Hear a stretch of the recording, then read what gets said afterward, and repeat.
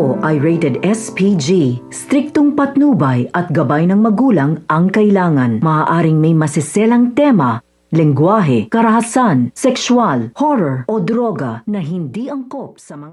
Kung kailan nga nalaman ni Ligaya na ang kanyang nawawalang anak na kambal ay ito ngang si Jade at si Olive, ay pumanaw na nga ang isa sa mga kambal, ito ngang si Jade.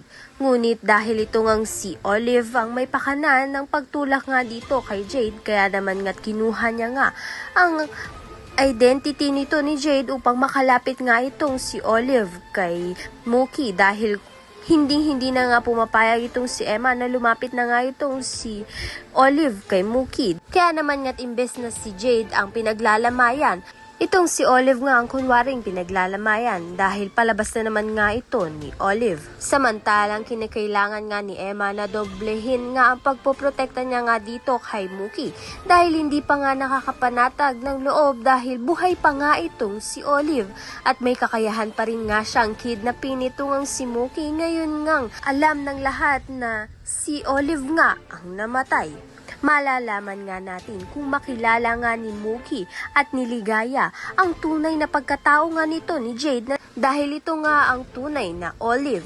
At ano pa nga kaya ang mga susunod na masasamang plano na naman nga nito ni Olive kay Mookie?